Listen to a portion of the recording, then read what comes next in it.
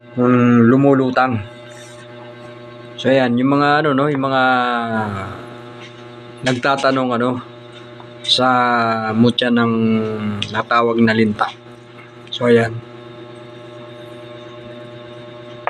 Ayan, nagagamit po sa ano no.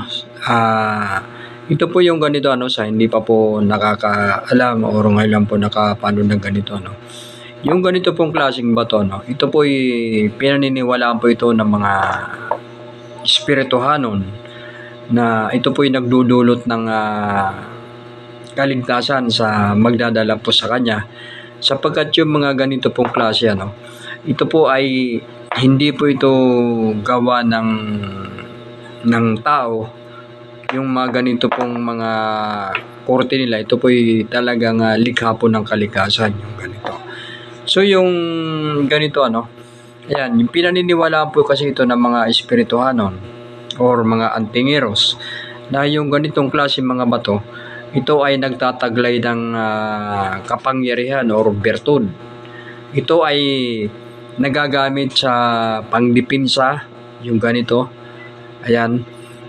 Ang iba nga pong mga ano no, yung ibang mga antingeros sa paniniwala po nila no na yung ganito ano, kung halimbawa raw may sugat, yan. Pwede yung ibabal dito sa tubig tapos iinumin yung tubig na pinagbabaran at mabilis daw na naghihilom yung sugat. Yung paliwanag po ng ibang mga antingero, yung mga ganito pong klase na natawag na mutya po ng linta. Ayan. Yung iba naman pong mga antingeros ano, lalo na po yung mga nahihilig po sa mga pang lucky charm. Ayan, yung iba naman po paliwanag dito ano, paliwanag po nila na ang ganito pong klase na tinatawag po na mutya po ng linta ay nagagamit din daw po sa panghanap buhay yung ganito. Ayan, sa tindahan, yan nagagamit daw po yung mga ganitong klase. Ayan, sa mga naghanap buhay yung ganito po na natawag na linta. Kasi ang linta po kasi na tinatawag natawag na mutya.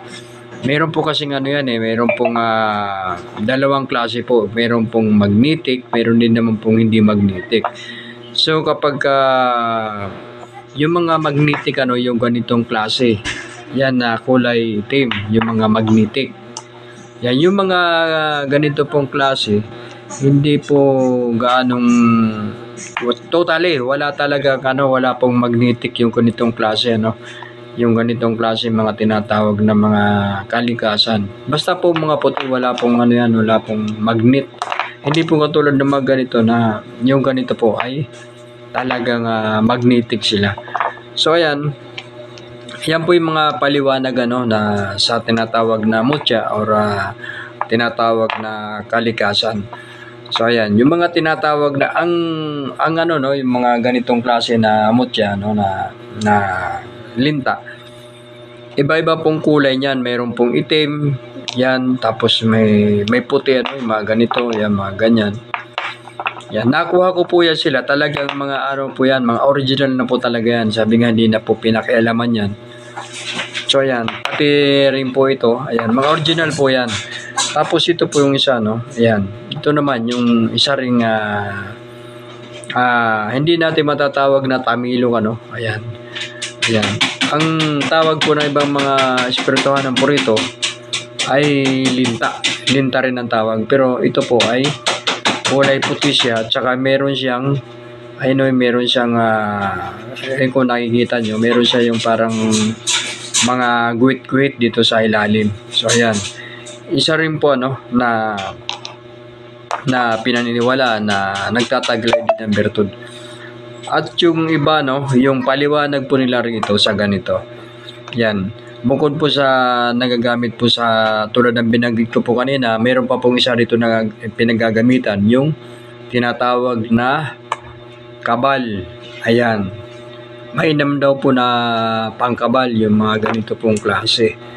So ayan, ang linta. So marami siyang marami siyang po pwedeng paggamitan na matatawag natin na pangdipinsa. So ayan, ang ating pong ano ngayon no, sa mga tinatawag na linta o tatawag na mutya na linta. Ayun yun lang naman ho, para lang naman po yan sa mga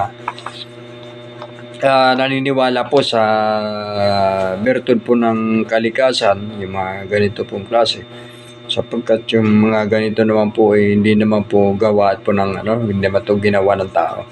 Ibig sabihin, nakuha po sila ng mga antiheroes na ganito na sila. So ayan, talagang hinulma po sila ng ng kalikasan, mga ganito.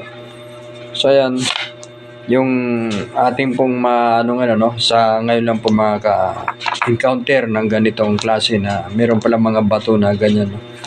Yan na naging bato yung halimbawa yung mga ganyan mga linta na naging bato sila yun. So mga ganyan na bagay, mga tinatawag na kalikasan.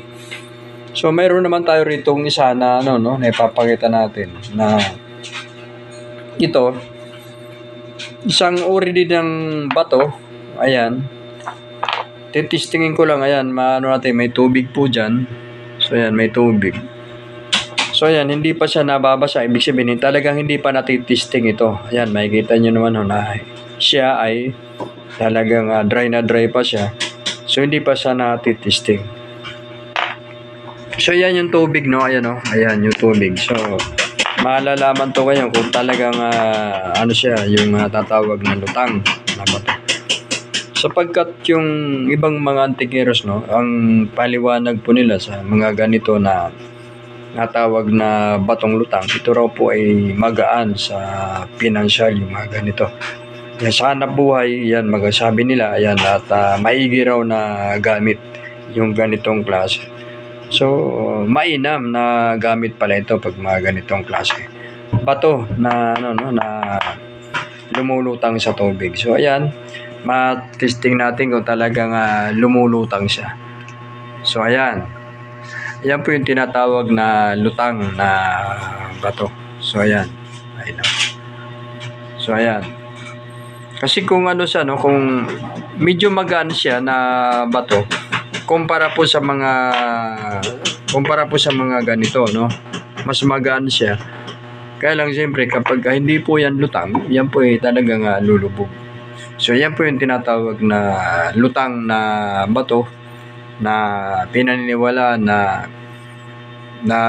mainam na gamit sa mga naghahanap buhay. So ayan, talagang po siya, talaga siya lumulutang. So ayan po yung tinatawag na lutang na bato.